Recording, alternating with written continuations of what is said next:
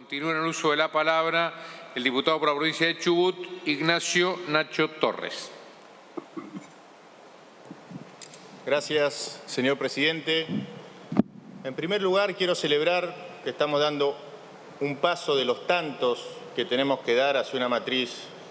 fiscal más justa, que contemple las necesidades de la clase media, de gran parte de la clase media de la República Argentina. Pero también quiero reflexionar sobre lo que fue el año parlamentario 2020 y lo que va del 2021, donde tratamos muchos proyectos loables que apuntan al desarrollo, pero que cuando la política electoralista mete la cuchara se termina especulando más con el costo o el oportunismo político de la coyuntura, queriendo quedar bien con Dios y con el diablo, y muchas veces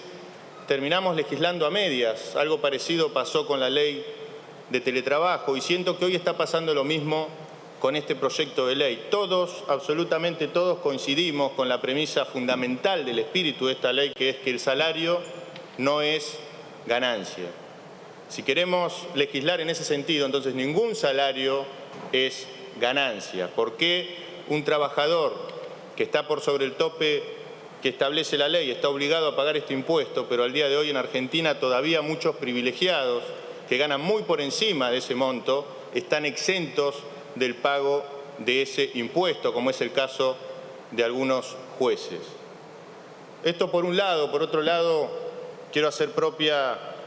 la voz de la Federación Empresaria de la provincia de Chubut, que aglutina micro, pequeñas, medianas empresas, emprendedores que quieren seguir apostando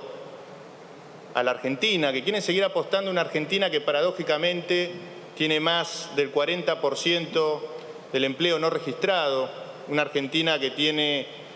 a la mitad de los argentinos bajo el índice de pobreza, una Argentina que está al tope de los países que más cayeron en su Producto Bruto Interno y que sin embargo siempre buscamos chivos expiatorios cuando no es la pandemia del Fondo Monetario Internacional o algún presidente de turno, y no vemos que el principal cuello de botella que atenta contra el desarrollo económico de la República Argentina es justamente esa matriz fiscal esencialmente regresiva, distorsiva, que ahoga y que asfixia a cualquiera que quiere emprender en nuestro país poniéndole el pie encima. Por eso es importante que tengamos en cuenta que parte de legislar, parte de esa agenda que decía el diputado preopinante es corregir asimetrías históricas que tenemos en la República Argentina. Otra vez la política mete la cuchara y el propio presidente de la Nación, mirando al norte y dándole la espalda a la Patagonia, anuncia beneficios fiscales para las provincias que le son más redituables electoralmente. Y no quiero entrar en regionalismos, pero sí quiero plantear la posibilidad de pensar a mediano plazo en una agenda de desarrollo inteligente que mire a esa Patagonia, que es esencialmente extractiva, que tiene una sobreconcentración productiva, pero que le da muchísimo a la República Argentina. ¿Y por qué no pensar en ser más competitivos, en escalar en la cadena de valor, en tener más densidad de empresas, en definitiva en generar más trabajo para que esa Patagonia le dé todavía mucho más a la República Argentina? Por eso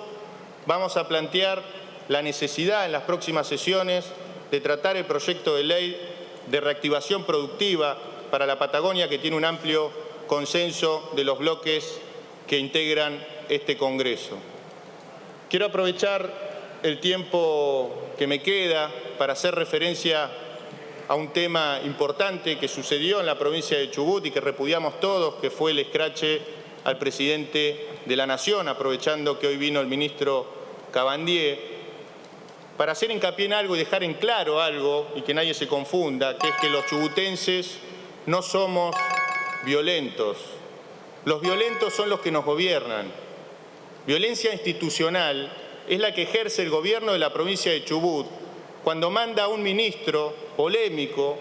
cual sheriff, a ofrecer una recompensa para dar con los responsables de los incendios, cuando es el propio gobierno uno de los principales responsables por falta de inversión en servicios públicos y en el tendido eléctrico de la comarca andina. Eso es violencia, señor presidente, y es la misma violencia que ejercen contra los jubilados que toda su vida aportaron para tener una jubilación digna y hoy ni siquiera cobran en tiempo y forma. Es la misma violencia que ejercen con los trabajadores de la educación, que demonizan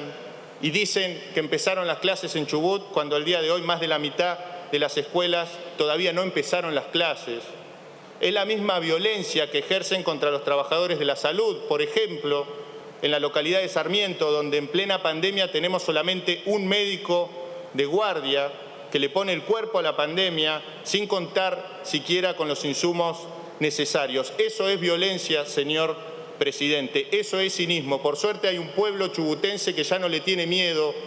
a ese gobierno provincial, y hay un gobierno provincial que está obligado a respetar a ese pueblo que se está despertando y le dice basta a la violencia y le dice basta a la mentira, a la demagogia y a la corrupción. Muchas gracias, señor presidente. Gracias, diputado Torres.